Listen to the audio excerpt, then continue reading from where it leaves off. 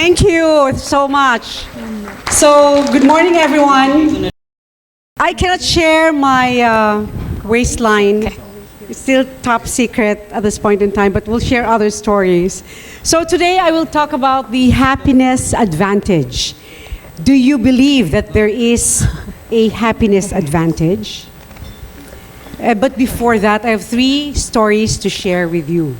So Richard is correct to say that sometime back, not more than 4 years ago, I was in a corporate structure with SPi Global, and that was at the peak of the time when pandemic, the COVID was about to break. And it was also the time that I experienced a most profound transition and loss in my life because of COVID. And during that time, it gave birth to this company called Radix HR. And I only know how to do HR because I've done it all my life for premier brands in the Philippines and abroad. Luckily, I was trusted to do that, and I think a true testament to that would be the metrics that we normally follow and monitor and track that presupposes our success in the organization. Your company, I think somebody representative is talking. But that transfer from corporate, where we follow lead of our excited global gurus, it came to a point where the eyes of the people are on me because it so happened that the role of Chief People Officer for 6 countries, actually 25,000 people in SPi Global, that has been split right now into Inspiro and Strive. Now you get to lead a group of men and women that trust you with the metrics. But as if that's not enough, I needed to get out of that and form my own organization, only with 25 men and women, and make sure that the formula even works for us. And not too long ago, I was asked by a group called Life Over Whiskey to guest as a speaker on a topic that they don't normally take up. The topics that they do in Life Over Whiskey, and look at the title, I don't drink, I'm allergic to alcohol, and I told them, one thing is for sure, I'm not gonna drink anything that you put on my glass, so they had to get Sola iced tea and pretend that I was drinking something, and they said, Marie, I wanna talk about HR. I said, what part of HR do you wanna talk about? They said, how to better care for employees. And isn't that one of the most important questions asked, even in this room? How employees feel, actually how customers feel. And so that podcast went on for 20 minutes. And what they do is that they sliced it in 12 cuts that they have spread over a period of 2 months, week after week. And lo and behold, so when I checked it, I have received a number of messages.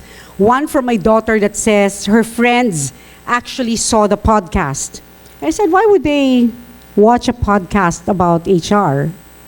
And then a friend from the United States said, hey Marie, are you on this particular podcast? I said, for as long as it says Marie Ampeloquio, then I'm that person. Till I went to a bank, believe it or not, I was encashing a check. And the teller told me, ma'am, are you the speaker of that podcast? And so I got so, let's say, baffled. And I looked it up on Facebook and I checked. So most of the talks are viewed at, there was a talk recently that was viewed at 3.3 million times. It was a talk about a gamer who became a millionaire, right? And there was a talk that was viewed for 1.6 million, which was about relationships breaking up. And anything in between was only something like 1,300 views. So I know the HR topic wouldn't get much. How in the world can we get so much views? So one of the splice and dice topic was on, ano ba ang sikreto talaga, Marie, of taking care of people? So that particular question got 897,000 views. And I'm thinking, I'm racking my brain, why would they view it that much time with 12,000 likes, 2,000 shares, and a number of comments? So clearly there is a need to have a conversation.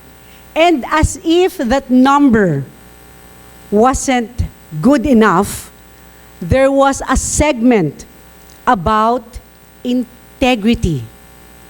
I said in my comment, if you have a reimbursement for 100 or for 10 pesos and you add a zero, when it became 100, call it out. And there became a parody in TikTok about that particular thing. You know how many times it was viewed? 1.5 million views. So the question is, for us HR, there is a conversation to be had with employees, with leaders about HR. And not too long ago, because of the interest I took with those numbers, we opened in Radix HR our very first podcast entitled Breaking the Mold. And in that podcast, I only want to talk about the hard conversations that we don't normally have inside the four walls of our office, because it was dictated by Global or whoever the leader is. I want to do it even if there are only 2 people watching, but I know I'm going to make a difference with 2 people. Right? So in that first episode, it was, so Jeng Makalagay is here and Ian Makasait, who talked about the difference between well-being and wellness. And there was a comment you made, Jeng, that triggered a couple of comments from other people, which is good. And they said, because you said in that podcast, how come the HR leaders or the leaders in general, and thank you, Carmi, where's Carmi? So who opened up the topic about health and wellness, how come employees or leaders are asking, kailan ba magkakaroon ng breakdown ng employee? Teach us how to do it, HR, and what are your interventions? But no one is asking, according to you, which is true, but no one is asking, kailan ba siya magkaka-heart attack? Do you see the difference? Because the mental illness and having a heart attack are both health issues. But we are scared to talk about the interventions and of the mental illness because it has not been talked about more deeply than it should, versus perhaps a cardiovascular problem, right? So, and I haven't even started with my talk. Because that 12 minutes will go very swiftly, I wanted to make sure that that is the baseline for the conversation. Now we go to the happy advantage. There are 3 areas I wanted to cover for the last remaining minutes of my talk. They are the key people drivers and the business and people metrics, and what is happiness, what does happiness look like from the customer POV. The normal question we ask, assuming this conversation that I'm having right now assumes that your hygiene factors are in place. So these are concepts that our employees feel. What drives them to perform better? They want fairness, they want respect, they want to be challenged, appreciated, and given a sense of accomplishment during their stay with our organization. And I know that sitting there, you know the answers. The answers are in the framework and design and in the guardrails. So this assumes, again, that you have all the baseline in place. You know, the payroll system, your performance management, and so on and so forth. But where does each of the element where the employees want to be felt respected or appreciated should come from. And it will come from different areas. And I only mentioned a few of the possible interventions or framework or guardrails that should already exist in the arsenal of in the four corners of our organization.